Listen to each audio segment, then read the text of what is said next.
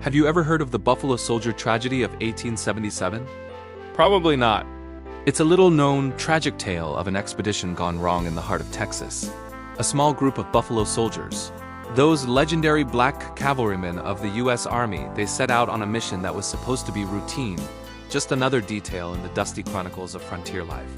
But this ride quickly turned into a nightmare of relentless sun, vanishing waterholes, and the horrifying prospect of death by thirst. What happened next is a story that should be told, a story of grit, determination, and ultimately survival against all odds. And now let's go back to 1877. The summer sun blazed down on the Texas hill country, baking the earth until it cracked, and the rivers and creeks ran dry. Out on the desolate plains, a small detachment of Buffalo Soldiers rode hard, kicking up clouds of dust as they scouted the way ahead. They were a proud, respected unit, but even they weren't prepared for what lay ahead. But let's start at the beginning. Who were the Buffalo Soldiers anyway? They were all African-American regiments created by Congress after the Civil War. Tasked with protecting settlers, these regiments distinguished themselves as excellent fighters, crack shots, resourceful scouts, and tenacious survivors.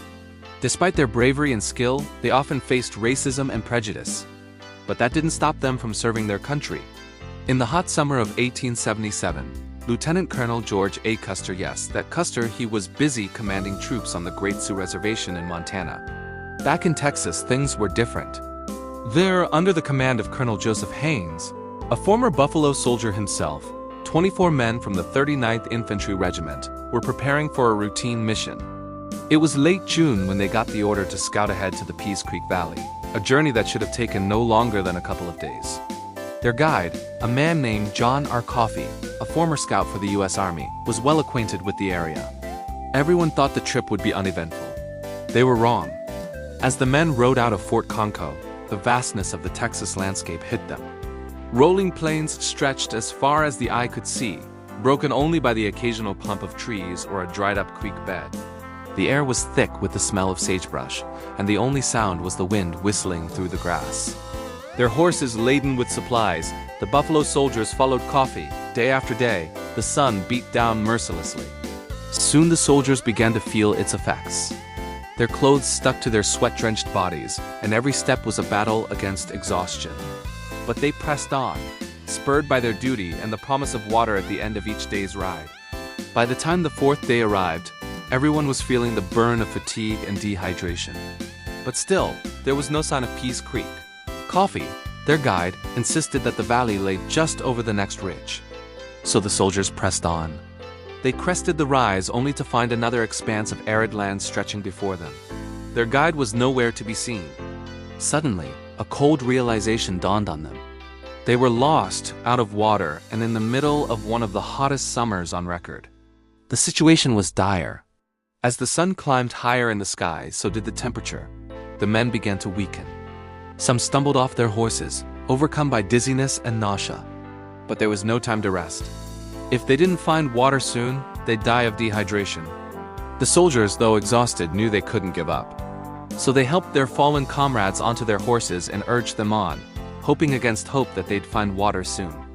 All that day and the next, they rode on, subsisting only on the meager rations they carried and whatever little water they could spare. By the third day, the situation had become critical. The soldiers were stumbling, delirious, and desperate. The unforgiving sun and relentless thirst had taken its toll. Without water, their chances of survival were slim. It was then that the soldiers spotted a distant lake, shimmering like a mirage in the heat haze. Hope surged through them, but it was quickly dashed when they realized that it wasn't a lake, just a pool of water left by a recent rain. Still, it was water, and that meant something. As they drew closer, they noticed a few dead cows, their carcasses picked clean by vultures.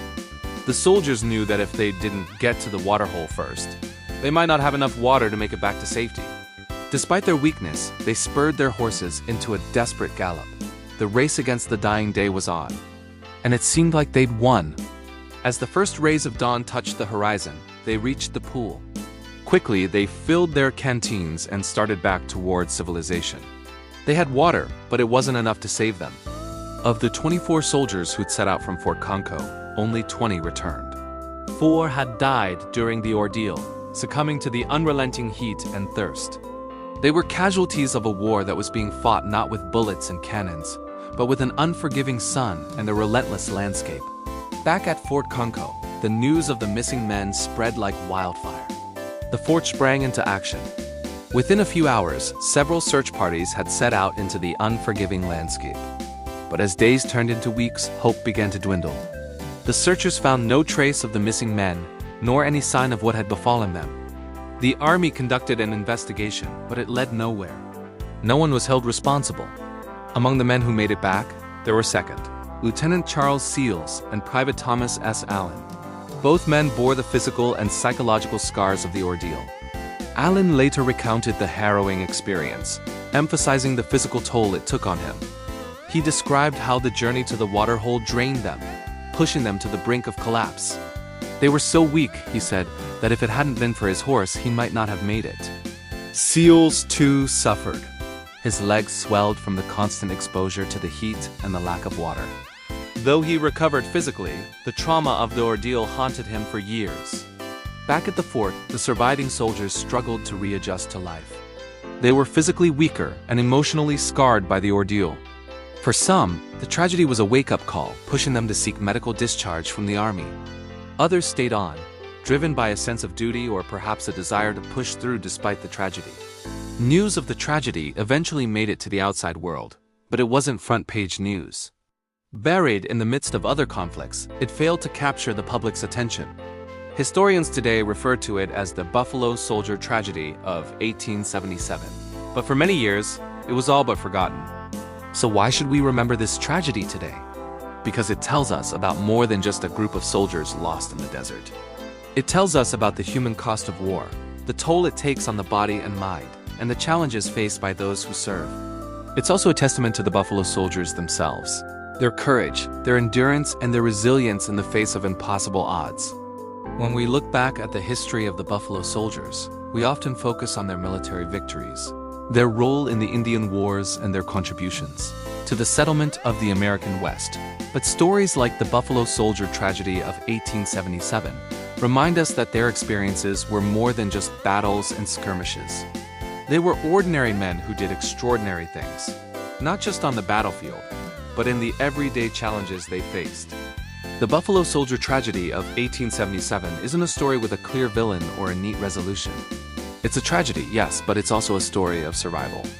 In the unforgiving landscape of the Texas plains, the men of the 39th Infantry Regiment pushed through exhaustion, thirst, and despair.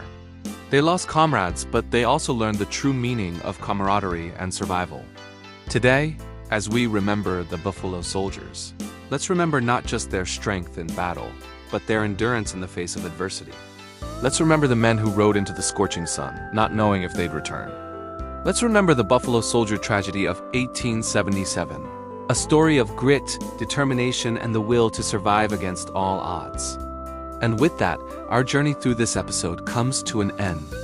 We've uncovered a piece of history that's often overlooked, but no less important for it. The Buffalo Soldier tragedy of 1877 serves as a stark reminder of the challenges our ancestors faced and the strength they showed in overcoming them. It's a story that deserves to be told and retold, ensuring that these brave men are not forgotten. If you enjoyed this episode, don't forget to like and subscribe. Your support helps us bring these important stories to a wider audience. And who knows, you might learn something new while being entertained. Until next time, stay curious and keep exploring the past. Thank you for watching.